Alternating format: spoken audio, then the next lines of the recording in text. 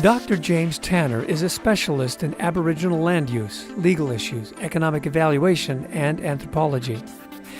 He's authored several traditional land use and environmental assessment studies and a novel based on actual historical events called Tar and Feathers, Tragedy in the Oil Sands. Here is our conversation with him about his career and hopes for the future. Dr. James Newland Tanner. That's me. Let's begin with some background about yourself, how you began working with Aboriginal peoples in Canada. Wow, that's an interesting story. I was looking for some consulting work and went up to the university and met a fellow up there, and he was talking to me. I was saying to him, do you have any work in the environmental field? Because I'd been working in the oil and gas and I figured I could do something in environment. He says, no, but he asked me, he says, have you ever done any anthropological economics? Because he knew I was an economist. And I went, well, no, not really. Well, I took some courses at college, in anthropological economics. He said, great, that's perfect. He says, come up to Fort McMurray with me. I went, okay. So we went up to Fort McMurray, and I was asked to do an assessment of the losses due to oil sands development on the Aboriginal people around the Fort McMurray area. And that's basically how I got originally involved. It was quite something. Now that's how you got started, but maybe you could tell us a little bit more about your earlier years, growing up in Alberta, your experience in the oil and gas business there, education, things that led up to where you are now. Well, I started off, my first real job was actually managing a health food store and a food co-op. And this was during when I was going to the University of Alberta and taking a few courses in political science and economics.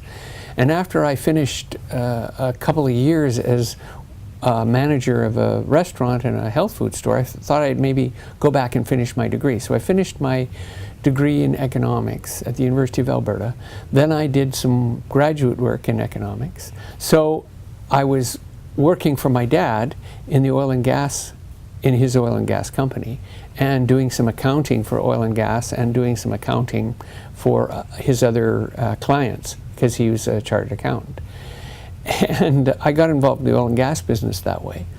And then things started to slow down in around 1980, 81, and there was a job coming up from the government on the Alberta Petroleum's Incentive Program.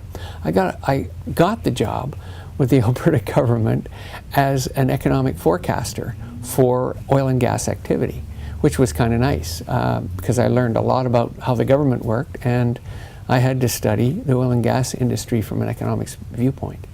And then I moved on and I worked as an economics consultant, and I did energy consulting beyond that. And then I got involved in the oil and gas business. Me and another guy started an oil and gas company. We drilled oil and gas wells in northern Alberta and in Saskatchewan, different places, produced oil and gas. And we sold that company to Gulf in about 1996, I guess. And so I then came back to Calgary after we sold the company, and I was sort of looking around for some other thing to do. And that's when I got involved in the Aboriginal business. In the meantime, of course, I took my economics degrees, and I took a year off or a year and a half off and went to MIT, and there I studied resource economics and business management, as well as strategic planning for business. And I took international resource law at Harvard. Very good. Now, we know that there has been and continues to be friction between the Aboriginal people, the oil and gas sector, and government. Now, given your background and experience in the oil and gas business, as well as being on the government side as an economic forecaster, what would you say is missing in those relationships and those negotiations between Aboriginal peoples, the oil and gas sector, and government?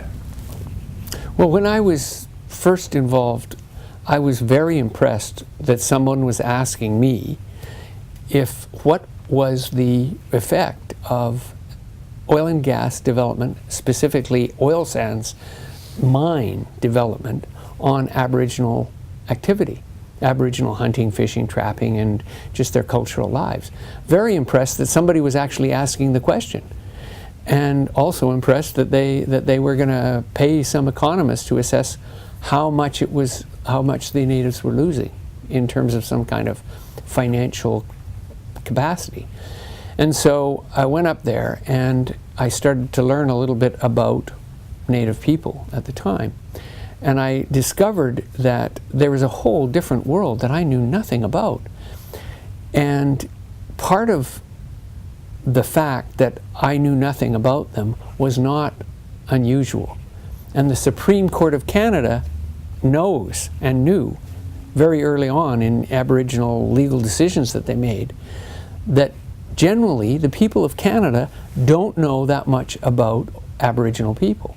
So they said that the governments have to consult with Aboriginal people. Now, consultation, in the sense that the Supreme Court was talking about, is different than just regular, public meetings and talking to people. Consultation means discovering what Aboriginal people do. How do they exercise their rights? How do they hunt? How do they fish? What are their cultural habits? And is the economic development or the oil sands or the whatever development is occurring, is that affecting their rights? Is it affecting their ability to hunt, trap, or fish? That is what consultation is. So it's not just phoning them up and say, hey, we're going to build a plant, what do you think? It's going out into the field and finding out what they do and discovering whether or not you're really infringing on their rights. So consultation is a huge thing, and the government is required by the Supreme Court to defend First Nations and defend their rights and consult with them if there's going to be infringement. The problem that has unfolded over the last 20 to 30 years is the governments haven't been adequately performing that task.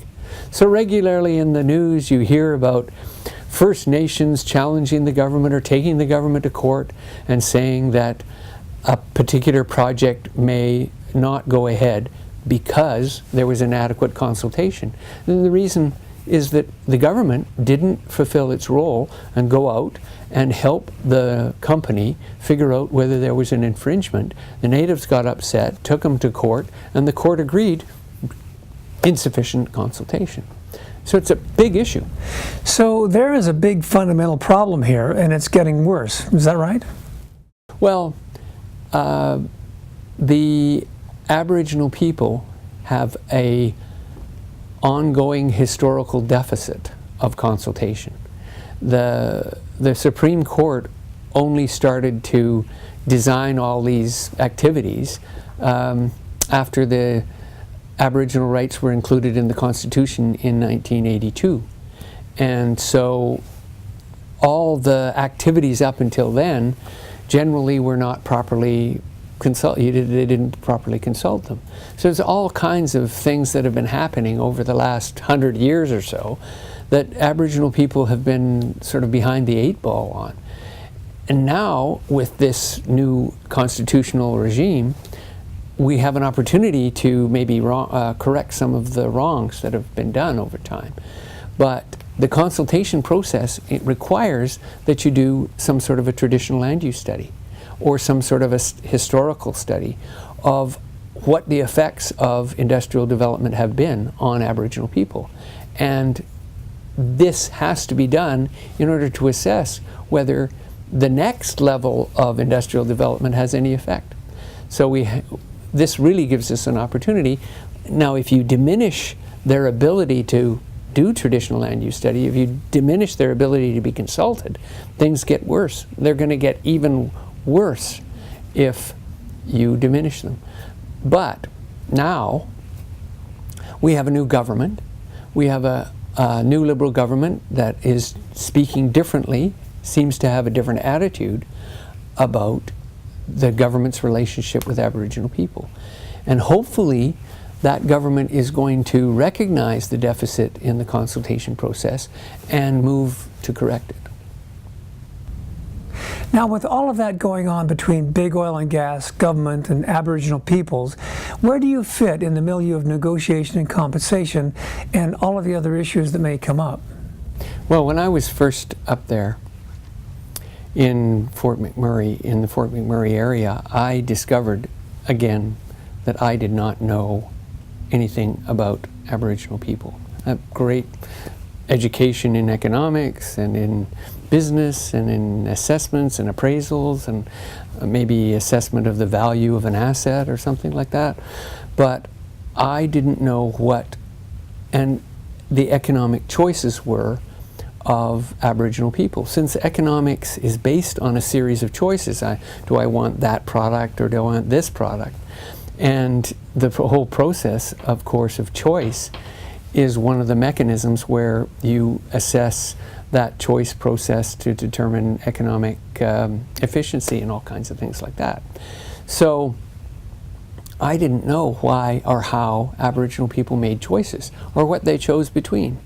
So I didn't know enough about their culture or their attitudes or what they did in their traditional land use to be able to assess what they were doing. So I had to sort of learn about it, and the way I learned about it was I sort of followed elders around. We went out in the bush and you know, they showed me where they went to hunt and how they hunted and how long they spent hunting and what they did when they got up in the morning and how they cut the meat up and where they picked berries and all that kind of stuff. And then I had to take that information and transform it into some sort of an assessment of their losses. And the only way to do that was to conduct a pretty sophisticated, pretty detailed, what they call a traditional land use study, which is a study of the way that a particular culture uses the land and how they hunt, fish, trap, gather berries, and exercise their cultural and their language rights. So you do this traditional land use study, which is the first step and a very important step in consultation. So I started to do the traditional land use studies, which is absolutely needed before you can assess any kind of loss or any kind of fulfilling of consultation process as required by the Supreme Court. So my company started to do traditional land use studies, and we have done, I can't even count them anymore really, something, well, maybe around 20 different traditional land use studies in BC, Alberta, a lot in Alberta, northern Alberta. We've done some in the Northwest Territories. We work for the Nunavut government. We worked for several in Saskatchewan, Manitoba, a couple in Ontario. Done quite a lot of traditional land use studies. So that's where you fit now in the overall scheme of things then? Well, once the traditional land use studies are done, then we do assessments of losses due to a particular, say it's a oil sands plant or a pipeline or sometimes it's a spill. Say there was an oil spill in Lake Wabamun, or there's a damming of the BC Hydro damming the Peace River, which was one of the projects that we had. Or maybe some more recent projects like building pipelines across Canada, or a new dam, Site C dam in BC. We could do an assessment of the effects of that dam on Aboriginal rights. And then there's a negotiation process that follows. The negotiation process that involves either mitigation or compensation, or in some cases maybe the project has to be changed or even stopped. What needs to change, and what needs to change first? In the whole process, more consultation, more consideration of Aboriginal rights. Up until very recently, Aboriginal rights have been ignored. Even worse, they've been violated, and like, for example, the typical example that went to the Supreme Court so many times in the very beginning was people supposedly hunting out of season. Well, Aboriginal people would hunt ducks in the springtime, not in the fall so much. In certain areas, they would hunt in the spring. Well, there was no hunting season in the spring. It was they would hunt ducks when they came back, and they would be charged with hunting out of season. And the officer would say, what do you mean, Aboriginal rights? I didn't understand. But they did. They had Aboriginal rights to do that. And they needed to do that because that's what they ate. They didn't go to the grocery store. They ate the ducks that they killed in the springtime. And so the whole situation was Aboriginal rights have been ignored, and we have to change that. So it's not the case that Aboriginal peoples are being obstinate and difficult to deal with then? Given the degree to which they have been ignored, I can't imagine characterizing their attitudes as being obstinate or difficult. Personally, I would have been much more obstinate and much more difficult, perhaps, than the Aboriginal people in Canada have been. They've actually been quite polite. Now, you have coined the term practicalist economic policy, and it's become central to your thinking and your approach. Tell us what that means. Well, practicalist economic policies are very, very practical, just like the word says. They are non-ideological. So you've got practicalist and you've got dogmatic, or you've got practical and you've got ideological. So if you were a socialist, for example, all your economic solutions would be something to do with socialism. It would have to conform to your socialist ideology. If you were a capitalist, everything has to be dogmatically capitalist. So pragmatism is a similar kind of an attitude. If you're a pragmatist, you could be a very good practicalist. But practicalism is really as it would be applied to economics. So you're looking for reasonable, everyday solutions to economics, and not limited by dogma, not limited by ideology. And that's basically what it is. So an example is the Keynesian revolution. Another example is the Chinese moving from their communism to a market system. They now have a system where they're using markets and they're using private enterprise and combining that with an authoritarian planning system. It's just another form of a mixed economy. The cooperative system that was developed first in England and then in North America with cooperative farming groups. That's another example of a mixture of ideologies, democracy, economics, and market system. So we have that system. Micro finance, which is another combination of systems, cooperation and financial funding of small, tiny little business enterprises in developing countries. There's so many different applications, but these are all examples of people using common sense, using their ideas to, without any dogma, without any ideology, setting up a system that works, a system that solves an economic problem. And that's what practicalist economics is. And it's really not a new concept. The reason that I'm introducing it as a concept is because most economic thinkers, most people that are trying to solve economic problems, maybe you're a alderman in a city council, maybe you're a engineer or an accountant or an architect, or whoever you are in your life, you're making decisions that are affecting people's lives, and you want to come up with solutions that don't have to be, I'm saying to them, they don't have to be ideological. You don't have to just consider the market or just consider somebody, particular person's interest. You can find a solution that is practical, that is practicalist, that solves an economic problem without using ideology. So you can follow in the footsteps of Keynes and all the other really innovative and famous economists who've been able to do that kind of thing. Where does this view come from? Well, a lot of people might say that this is a very sort of weak idea, but it's not really.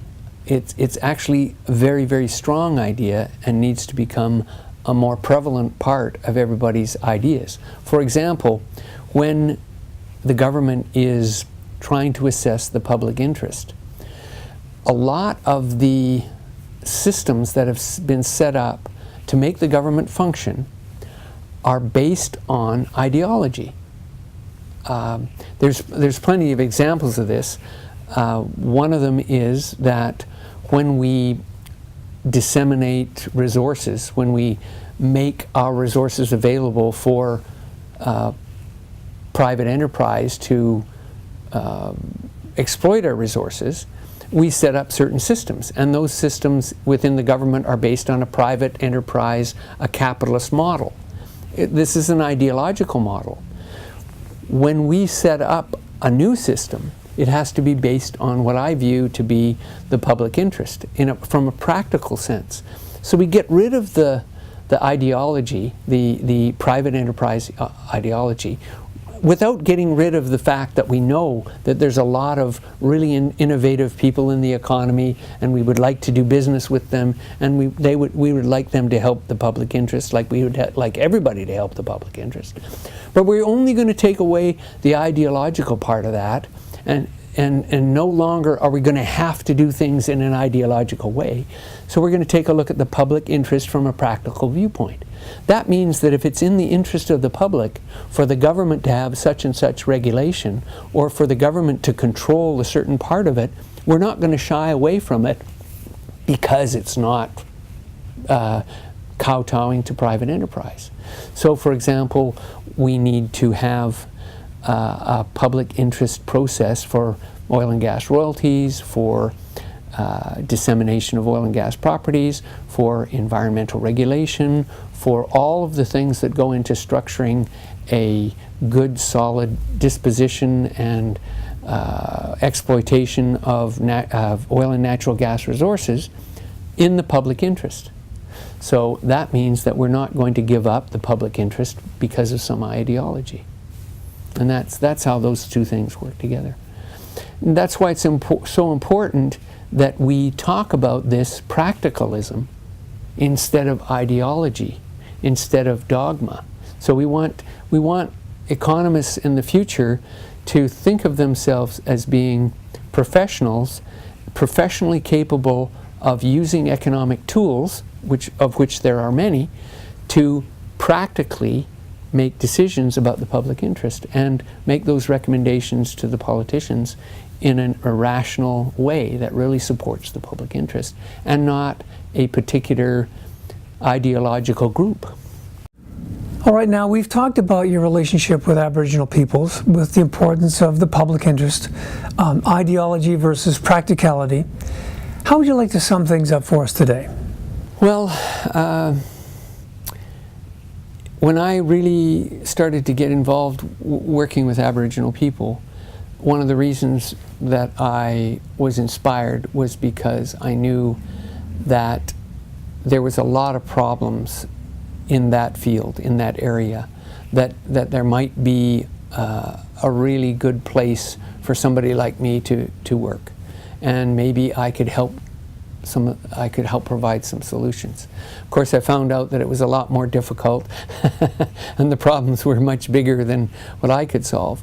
But I found that I can have some contribution, I can work towards some really positive things. I've found in the Aboriginal world that the dogmas and the racism and the misconceptions are huge.